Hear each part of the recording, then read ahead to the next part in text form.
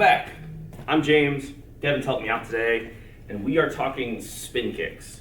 But not spin kicks out in the open, not spin kicks without setups. We're talking setups, we're talking strategy, we're talking feints. We're talking Savate's core ways to getting into spins, because lots of styles have spin kicks, but there aren't a lot that integrate boxing and low kicking as well, which gives Savate a very realistic recipe for setting up spin kicks. So today I'm going to give you a few different examples and detail a few things that you might be missing, some potential beginner mistakes, and how to make sure you don't make them. So we're starting from the furthest distance, meaning I'm outside of my kicking range. Now from here, I should not be trying to openly spin. I need some kind of setup, so I want to cover that distance. In this case, very simple, straightforward. I slide in with my chassé bas, and I step off just to the outside of his lead foot. Now that's really key. It's not just covering that gap, it's that foot position. Because if I am entering and then bringing this foot back, as I come into spin, whether I'm going side kick, revert, I put myself completely out of range. So I need to make sure that my lead foot ends up in the general area of his, so when I clear the distance and land in for my spin, he actually needs to lean back. Otherwise, I would be in the right distance to land. We'll see it from the other side real quick. Again, it's covering the distance with chassé, and then landing into the right range where I can, again, turn that upper body first and bring through that spin kick right on the high line. That's a very basic way of getting into it. Covering the distance with your chassé, stepping off, landing into that spin.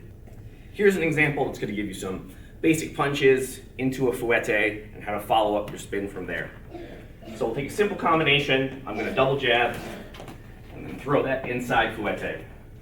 Now following through is what I'm going to do with the kick. I don't want to double jab, kick, and come right back to my stance. I want to move through into my spin. So I'm double jabbing, kicking the inside, bringing this knee up and stepping over, just like I did with the chassé. And again, turning that upper body all the way first so I can get eyes on my target, and then my revert comes through. That being your lateral revert, your heel hook kick, your hook kick. Make your choice on your terminology. There's lots of names. So again, I'm coming in, double jabbing, kicking on that low line, but again, picking the leg up, stepping across, pivoting all the way through, and firing off that spin. Both instances, I am making sure to line up my lead foot with his, so I'm not drawing back and giving him extra space. Our next example is speaking about using spin kicks defensively. One of the things that Savate likes to utilize, especially when it comes to leg kicks, is riding the kick and using it to follow up.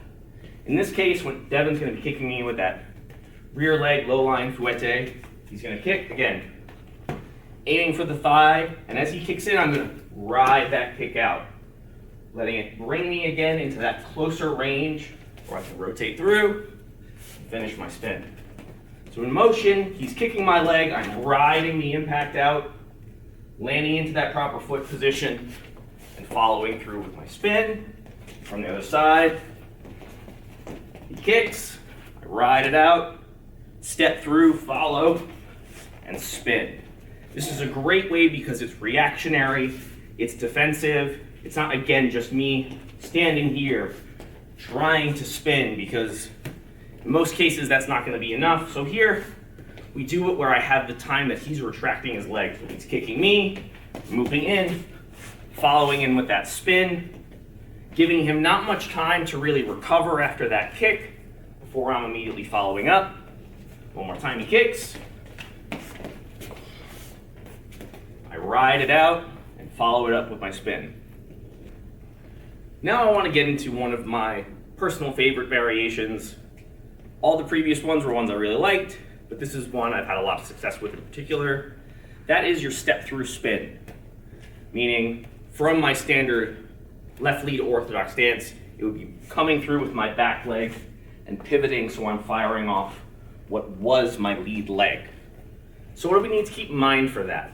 I need a little bit more distance, and I need ways to set up having my rear side come through. So in this case, I'm going to start from a longer distance, I'm going to enter in with my chassé frontal, and that's where my rear kicks are going to come in. I'm going to double up, low, high, step through, and that's where my spinning chassé comes in. Fire it right into the body.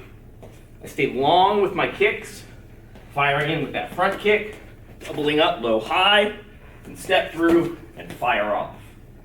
It's giving you something that is setting them in their stance, bringing their guard up to defend, and then ideally opening up the body as we follow up.